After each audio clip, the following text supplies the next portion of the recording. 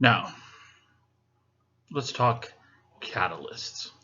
In an early lecture, I talked about how in chemistry you put, two reactants into a test tube and nothing happens, but you would drop in, a piece of metal or something like that, and all of a sudden, poof, everything starts happening. That metal or whatever you added in, that third ingredient, was the catalyst. It causes things to happen.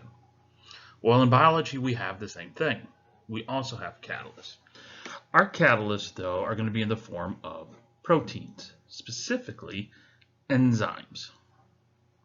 Enzymes, while they're not magical little things, what they are able to do is take a reaction that would occur on its own and just make it happen faster.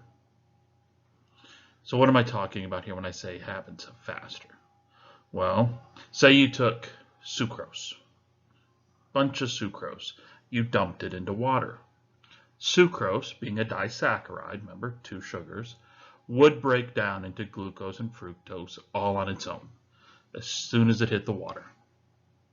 It would just take time. How much time? I don't know, days, weeks, months, years for all the sucrose to break down. But if you took that same beaker of water and you poured in some sucrose and you added in an enzyme, sucrase. Sucrase would act as a catalyst. It would go through and break that glycosidic bond holding glucose and fructose together, releasing the two monosaccharides from sucrose. How quickly? Well, you would measure the reaction in minutes, seconds. Minutes, seconds versus weeks, months, years. Our body, our cells, can function on a time frame of minutes, seconds. It cannot function on a time frame of weeks, months, years.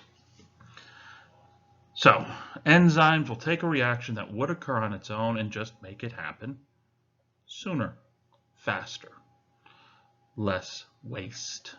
Waste here, remember, being energy. Enzymes will bind to the reactants, or here, if we're talking enzymes, it's more correctly referred to as substrates. Will bind the substrates and twist, or tweak, or cut, or paste, or something. One little thing, it'll do it very, very quickly. In seconds, in milliseconds.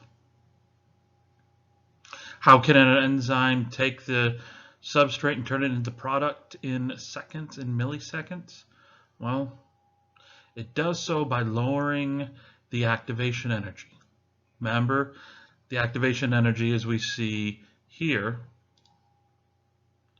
in a reaction of just substrates versus here with an enzyme, less energy is required.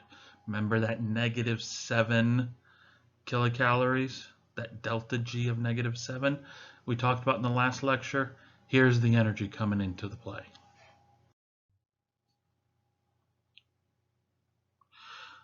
For all intents and purposes, when anybody says enzymes, yes, think protein. But in the back of your mind, remember, there are exceptions.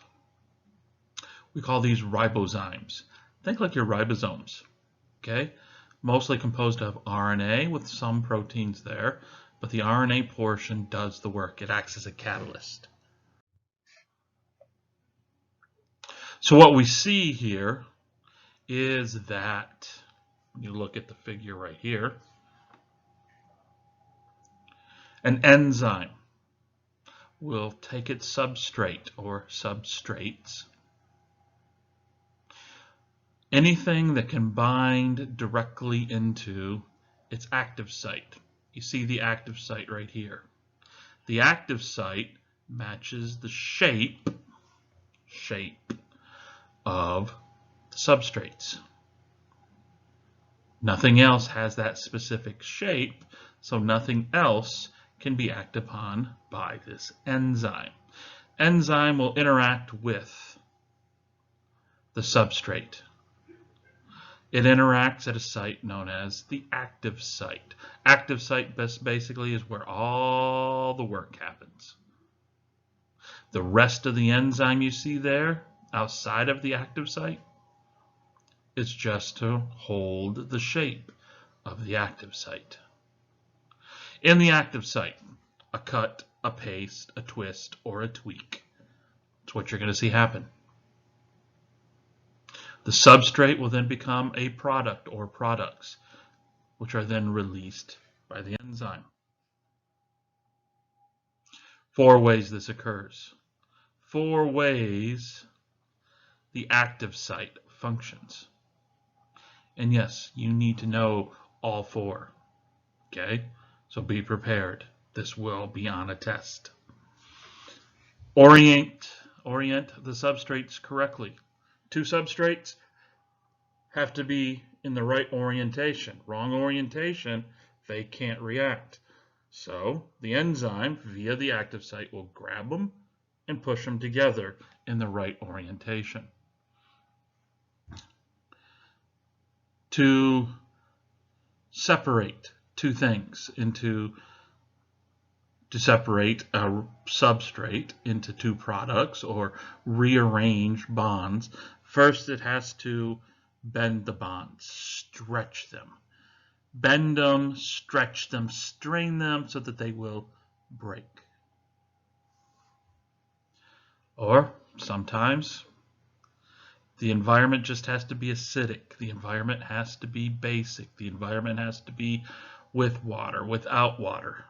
That active site acts as a microenvironment where a cut, a twist, a paste, a tweak, whatever, can occur and occur quickly. And then sometimes it just bonds. Takes a hold of the substrate and then twists, tweaks, cuts, pastes, pulls it apart, whatever. You see here in this picture, that globular looking thing. It's a topographical map picture of what an enzyme looks like. All the amino acids fold in and around secondary, tertiary, quaternary structure so that you get the blue shaded area. The blue shaded area is part of the active site. The red's the other part. In the blue, this is where things hold the substrate. The red area, cuts, twists, tweaks, whatever. All the white part you see there, well, that's just there to maintain the shape of the active site.